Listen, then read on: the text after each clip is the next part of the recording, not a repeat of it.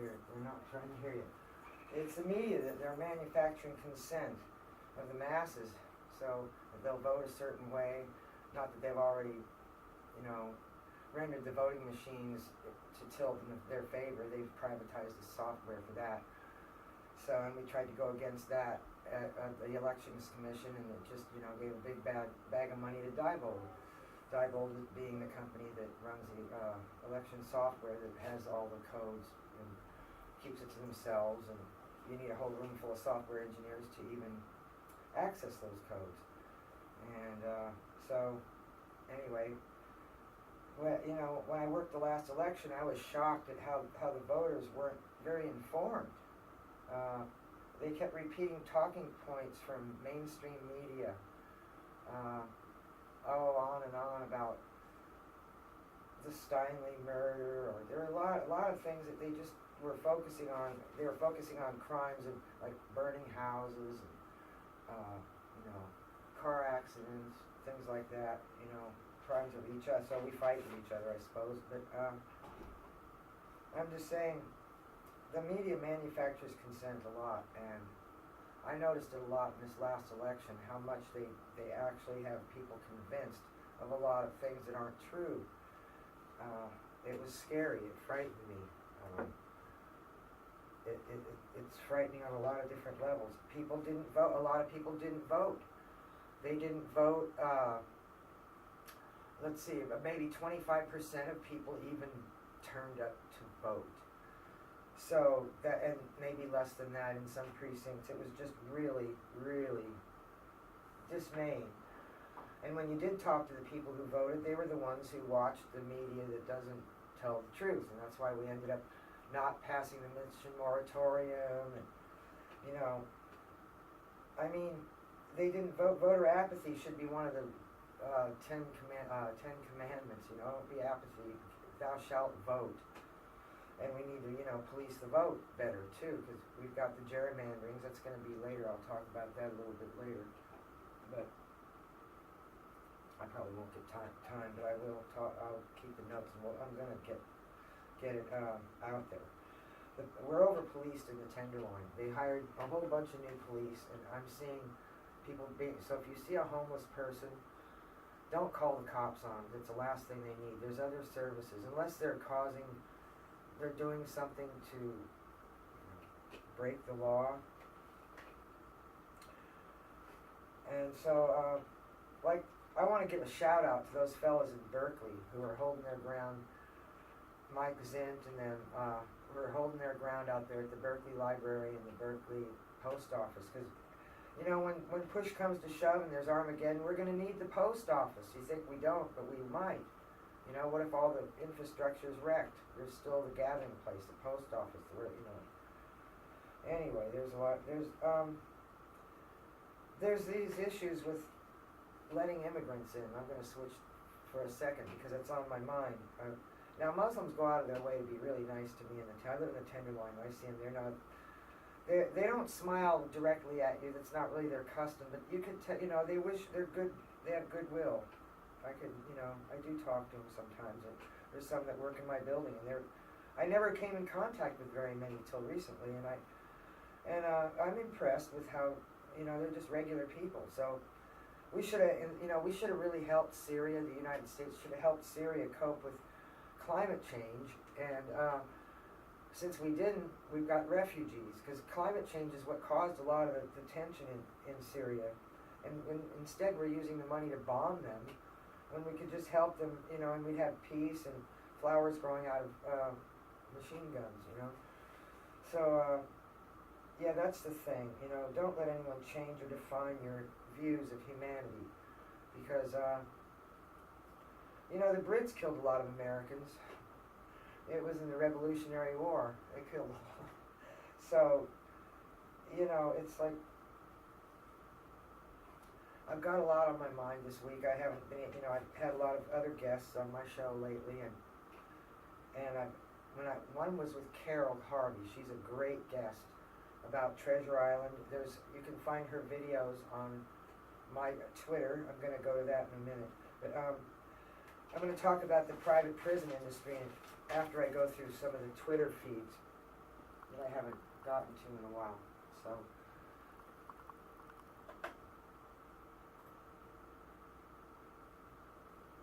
starting with, I went to the Howard Zinn Book Fair, and there was a lecture on escaping capitalism.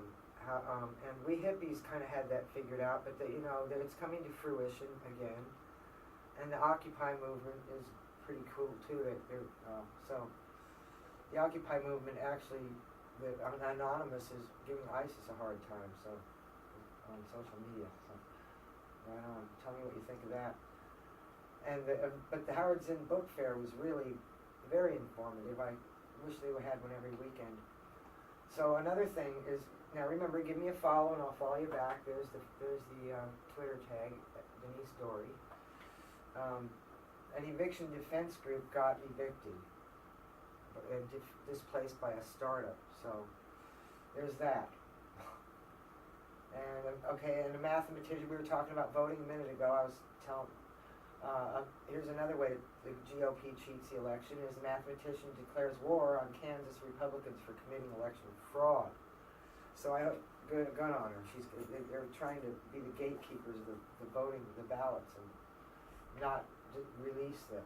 So now the protesters at Berkeley City Hall. There's another tweet about. I was just talking about Mike Zinn, and they're against the new homeless laws. There's homeless laws that are. You can't take up more than 2 square feet on the sidewalk. And so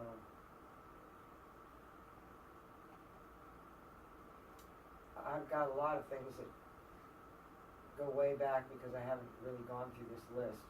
Now the vibro compaction and sinkhole week, when they did the vibro compaction, now that's on YouTube, but I've got one with better sound. So this one doesn't have as good a sound, and I uploaded another one with better sound. So check it out, please, because it's very good, and Carol did a good job on it.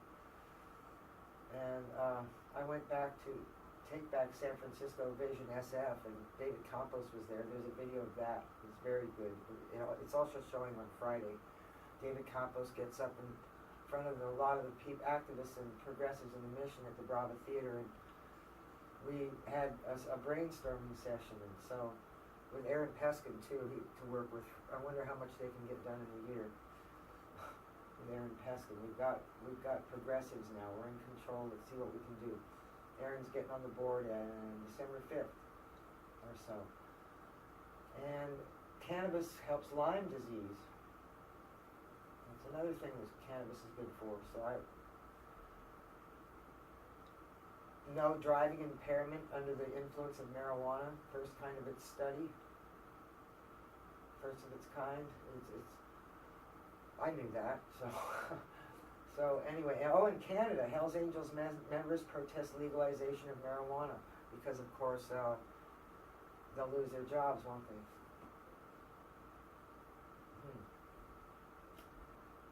As marijuana consumption goes up, addiction rates go down. We're talking about the hardcore pills, you know, the Xanax, the Oxycontin, those things. Ugh. And would you smoke genetically modified cannabis? I wouldn't. And so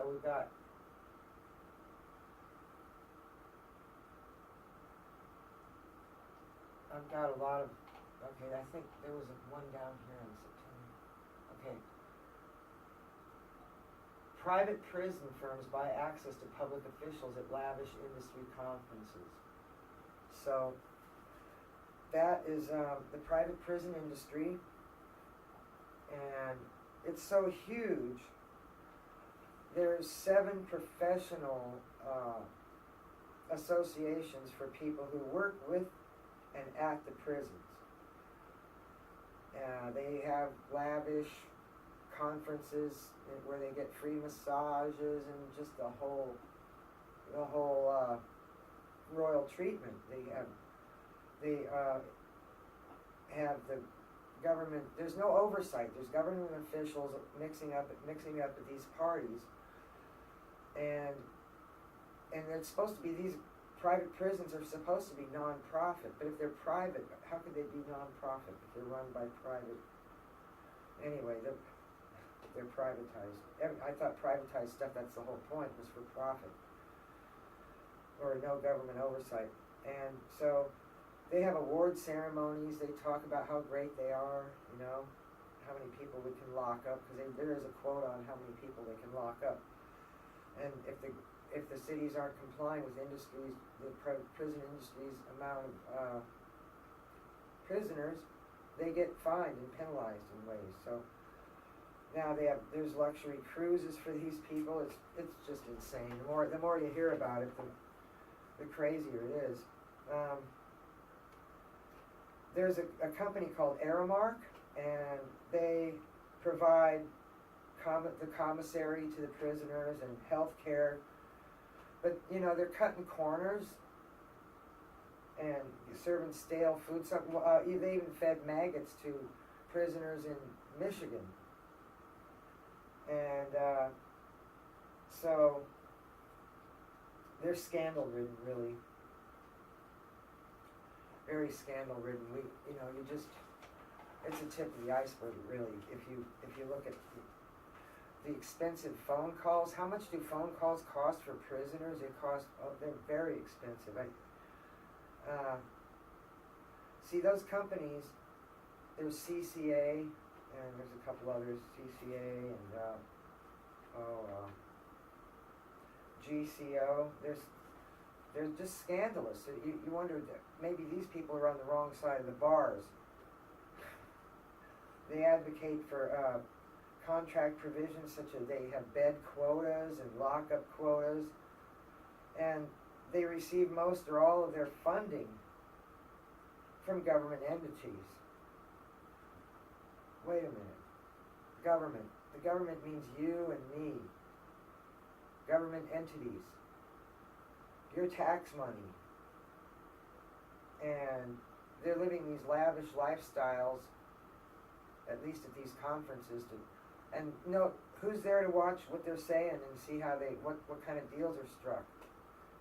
So,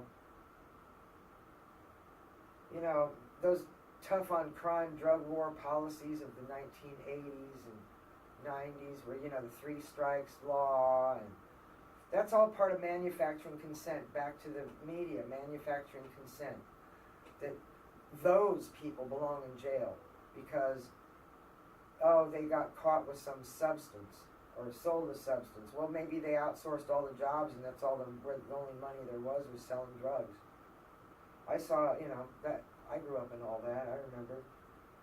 I'm 60 years old now. It's not hard to remember how they had to get tough on crime, and it's really being exposed for what it is, a predatory system. So, they've influenced our legal policies. The government policies to arrest people are influenced by these private prison lobbyists. So, you can't monitor, you and I, we can't monitor any of that, and because they're considered nonprofit. So who are the real criminals? I ask you again. I'm just overwhelmed by the cops. Every day I see them. There's one on every corner, and they're just in the Tenderloin, because my window looks out on the Tenderloin, and you can see them being, detained just for having a lot of stuff, and they just have to. I don't understand it. I don't understand why it's a problem. I mean, okay, the garbage. They need more bathrooms, but we're doing some. Jane Kim is doing something about that. We have the pit stop program, so that the pit stop program is really pretty innovative, and we need to do more things like that.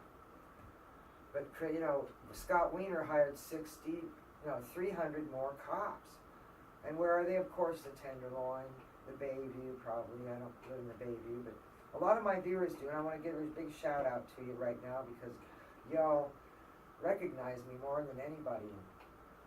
Just a lot of love for y'all for the Bayview and the Tenderloin. That's where I live. So I'm quite happy there. I live there by choice. I don't know, I just like the vibes there. You can talk to practically anyone in the Tenderloin.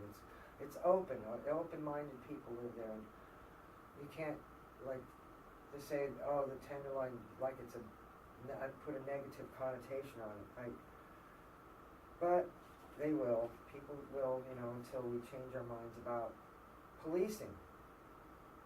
And I was in the Tenderloin back in the 70s and the 60s, and it wasn't the way it is now, except that all these jobs were outsourced, and that's why you're seeing giant lines and glide for people who need to eat, because the work, they don't pay people to work anymore.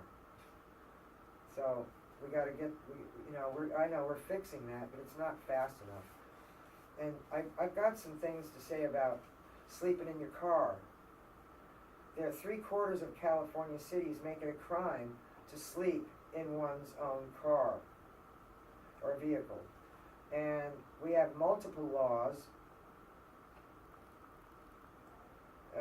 meant to penalize homeless people who have not yet been caught in the act of sleeping. I mean, Assembly Bill 718, the major homeless civil rights bill, it's been rejected by the California legislature this year following the Right to Rest Act, Senate Bill 608, which would have protected people's right to sleep regarding of housing status. While the state legislature is slow to come to the right side of justice and realize it's an Eighth Amendment right to sleep in public. Actually, the federal government took bold steps, and I'm quoting, to assert the rights of poor people. In the past month or so, the U.S. Department of Justice issued a brief in which it holds that laws banning sleeping and camping for homeless people in multi-municipalities that do not have adequate shelter beds is a violation of homeless people's Eighth Amendment rights. So the federal government's good for something sometime. Maybe not if Obama's in control. If we don't have a Democratic, well, we will. I don't think Republicans aren't going to get in, but we can't get Republicrats either. And I'm talking about you, Hillary Clinton. Cannabis is a medicine. She thinks that we need to investigate the benefits of cannabis more and research it more. And Hillary, you couldn't be more wrong. We've already done the research for 3,000 years. Okay, and so if you see homeless people, like I said, be a good neighbor and offer them a sandwich, but don't call the cops. Just don't call the cops. Get information about the nearest services that can help them. That's the only right thing to do, really, in this world where we've almost forgotten what it's like to help other people deal with difficulties. Alliance for Better District 6 community meeting. It's January 25th. There will be a celebration, and that's going to be at 201 Turk Street at 6 p.m. Come and drink our beers. I don't know if we'll have beers, but the other party's going to have the beer. So yeah, come to that. It's going to be fun. It's right in the heart of the Tenderloin. 201 Turk, 6 p.m. January 25th. And the Tenants Association's coalition meets on Tuesday, December 8th at 6 p.m. at the Swig Bar. And the holiday party is at December 8th at the Swig Bar also. So that's 2 events at the Swig Bar. And there will be a ceremony, food, door prizes, and a holiday celebration. And the 1-year anniversary of Bodecker Park is on Friday, December the 11th. It will be a community celebration for the Tenderloin neighborhood. So that ought to be fun. I mean, the park it's not open very often, so take advantage of it if they're going to open it up and give you something to eat and be nice to you. I'd go for it. I just live a couple doors down, so I'm going to be into that. And please give money to BAVAC. I never remember to say this, but BAVAC is very worthy of. They do a lot of community work with youth, and they educate youth and get them started in well-paying jobs young. It's an excellent opportunity for a lot of people, even older people like myself that can broadcast very cheaply. And so I don't have to yell at my TV. It's good therapy for me to get in here and talk about things that are on my mind, and you can do it too. It's easy. And please buy a street sheet.